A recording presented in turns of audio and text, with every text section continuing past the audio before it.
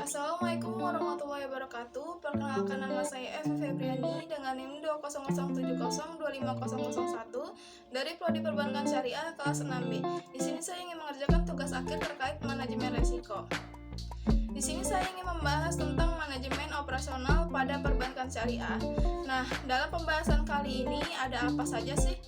Yaitu yang pertama ada pengertian resiko operasional, kedua penyebab resiko operasional, ketiga identifikasi resiko operasional, keempat mengukur resiko operasional, kelima menganalisis kadar pengawasan resiko operasional, yang keenam yaitu pengendalian resiko operasional.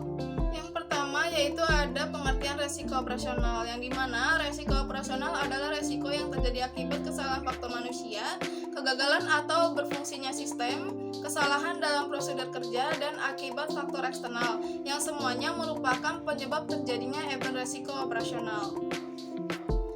Resiko operasional juga disebabkan oleh ketidakcukupan atau tidak berfungsinya proses internal, human error, kegagalan sistem, atau adanya problem eksternal yang mempengaruhi operasional bank.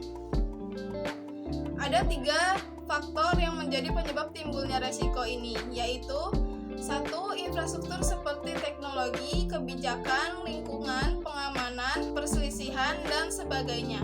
Yang kedua, yaitu ada proses. Yang ketiga, yaitu sumber daya.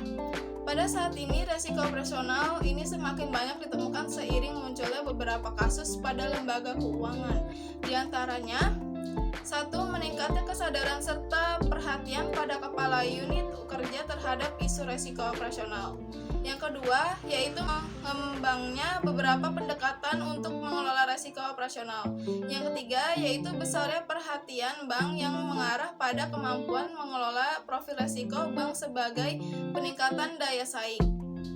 Yang keempat, yaitu ada regulasi supaya lembaga bisa mengalokasikan sebagai modal guna menutupi kerugian karena resiko operasional. Yang kedua, yaitu ada penyebab resiko operasional. Dalam dunia perbankan, resiko operasional melekat di setiap aktivitas bank, antara lain melekat pada aktivitas perkreditan, treasury, investasi, operasional dan jasa, pembiayaan perdagangan, pendanaan dan instrumen utang, teknologi sistem informasi dan sistem informasi manajemen, serta pengelolaan sumber daya manusia. Penyebab yang pertama yaitu ada kegagalan pada proses internal. Contohnya, dari adanya kegagalan pada proses internal yaitu adanya pembobolan bank yang menggunakan cara mengajukan pembiayaan dengan agunan dokumen palsu, proses pencairan dana dinilai tidak sesuai pada prosedur pada operasional bank, petunjuk pelaksanaan bisnis retail, serta prinsip kehati-hatian perbankan. Penyebab yang kedua yaitu faktor manusia. Resiko operasional yang disebabkan karena oleh peraturan serta manajemen yang tidak memadai, bisa pula faktor manusia, misalnya terjadinya pembobolan yang melibatkan karyawan bank dengan memajukan pembiayaan fiktif. Penyebab yang ketiga yaitu kegagalan sistem. Resiko utama pada operasional disebabkan karena kebergantungan bank terhadap teknologi yang semakin meningkat. Penyebab umumnya dalam masalah operasional bank yaitu pada kerusakan data bank baik disengaja maupun tidak sengaja. Penyebab yang keempat yaitu kejadian eksternal. Faktor eksternal yang menyebabkan terjadinya resiko operasional bisa timbul karena berbagai aspek yang tak terkendalikan oleh perusahaan seperti bencana alam, kebakaran, atau lainnya. Yang ketiga yaitu ada identifikasi resiko operasional. Identifikasi resiko yaitu mempertimbangkan semua aspek situasi saat ini dan yang akan datang, lingkungan dan masalah yang secara historis sudah diketahui. Pengidentifikasian resiko operasional perlu dilaksanakan pada setiap produk, aktivitas, proses, serta sistem yang ada digunakan oleh bank. Dalam pengidentifikasian resiko operasional terdapat 3 pendekatan, yaitu 1. Analisis penilaian sendiri. Hal ini didasarkan atas penilaian internal yang melibatkan kontribusi dari sumber daya manusia untuk melaporkan berbagai potensi resiko yang bisa menyebabkan kerugian dalam operasional bisnis. Pendekatan ini bisa dilakukan dengan cara wawancara langsung, maupun kuesioner untuk pengidentifikasian yang berpotensi terjadi yang berkaitan dengan resiko operasional. Yang kedua yaitu indikator kuantitatif resiko operasional. Hal ini dikerjakan oleh indikator resiko yang bisa menyebabkan terjadinya kerugian. Dalam hal ini perhitungan menggunakan pengukuran yang lebih bisa diukur serta menghasilkan beberapa kemungkinan kerugian atau resiko operasional yang timbul. Yang ketiga yaitu ada kerugian resiko operasional. Pada pendekatan ini didasarkan atas informasi historikal yang mana menggunakan perhitungan resiko aktual yang timbul dalam kegiatan operasional.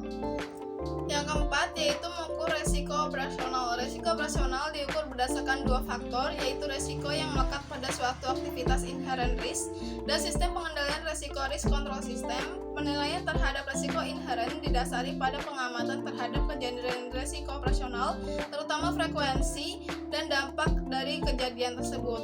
Nah, frekuensi sendiri yaitu seberapa sering suatu kejadian resiko operasional terjadi di masa lalu dan estimasi tren frekuensi di masa depan. Sedangkan dampak yaitu seberapa besar kerugian yang diderita ketika kejadian resiko operasional tersebut terjadi di masa lalu atau estimasi besar kerugian tersebut di masa depan.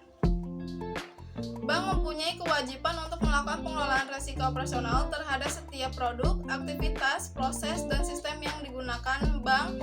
Bahkan untuk produk, aktivitas, proses, dan sistem yang digunakan bank harus meyakini telah melalui prosedur identifikasi dan pengukuran risiko inherent yang memadai. Besar risiko inherent akan berkurang dengan adanya kontrol existing pada bank. Selanjutnya, bank dapat membuat peta risiko atau heat map baik sebelum maupun sesudah kontrol existing. Yang kelima yaitu menganalisis kadar pengawasan risiko operasional.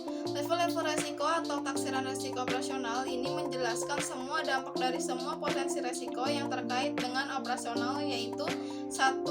Sangat tinggi atau extremely high, kehilangan kemampuan untuk menyelesaikan operasional. Yang kedua, tinggi atau high, kehilangan kemampuan untuk memenuhi persyaratan standar operasi. Yang ketiga, sedang atau medium, turunnya kemampuan dalam pemenuhan persyaratan standar operasi. Yang keempat yaitu rendah atau low, tidak atau sedikit berdampak pada penyelesaian operasi. Yang kelima yaitu sangat rendah atau residual risk, resiko tersisa setelah dilakukan usaha pengurangan risiko. Level-level risiko yang diperoleh dari matriks tersebut adalah fleksibel dan bervariasi antara perusahaan yang satu dengan lainnya, tergantung pada sifat dasar dari operasi dan kemampuan perusahaan untuk menerima risiko.